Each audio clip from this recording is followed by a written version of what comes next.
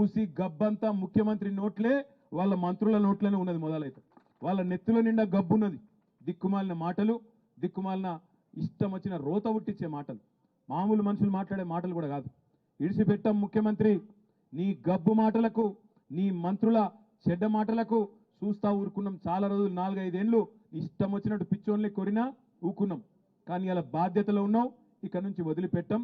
Already నేను పరువు నష్టం దావా వేసినా, ముఖ్యమంత్రి మీద కూడా తొందరలోనే పరువు నష్టం దావా వేస్తా. ముఖ్యమంత్రి మీద వేస్తా, నా మీద అడ్డగోలుగా మాట్లాడిన మంత్రి గారిని కూడా ఇడిచిపెట్టా. క్షమాపణ చెప్పేదాకా అటు క్రిమినల్ ఇటు సివిల్ డిఫమేషన్ 2 సూట్లు కూడా వేస్తా, వదిలిపెట్టా అనే మాట కూడా నేను విజ్ఞప్తి చేస్తా ఉన్నా. తప్పే చేయనప్పుడు ఎవరిని అయ్యకు కూడా భయపడం. ఏం చేసుకుంటావో చేసుకొని మోడీకే చెప్పినాం ఈ చిట్టినాయుడు ఎంత మనకనే మాట నేను విజ్ఞప్తి చేస్తాను. మోడీకే చెప్పినాం ఏం చేసుకుంటావో చేసుకోపోరా భయ, గీడంతా నాకు అర్థం కాదు. గింతంత తోడు ఏదో అడిమారి గుడి దెబ్బలు ఆయనతో పోయి కూర్చున్నాడల్లా. ఇక ఆవుతలేడు, ఇక ఆడికెళ్ళి నేనెందుకు పొడుగు అయిపోయినా పెద్దోన్న అయిపోయినా కూలగొడతా. మా సవితక్క కట 3 కొడుకులకు 3 బిల్డింగ్లు ఉన్నాయట.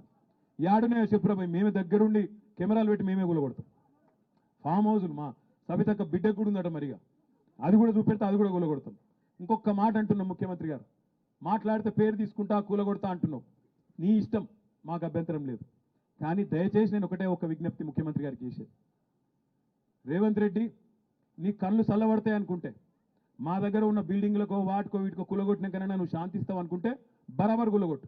కానీ ఆడికి బంద్ చేయి, ఆడికి కులగొట్టుడు బంద్ చేయి, పేదోళ్ళ కడుపుల కొట్టుడు బంద్ చేయి. మా ఇల్లు కులగొడితే నీ కడుపు చల్లబడుతుంది అనుకుంటే మా కులగొట్టు, ఆడికి ఆపేయి. పేదవాళ్ళకి మాత్రం కులగొట్టుడు దయచేసి ముట్టుకోకు.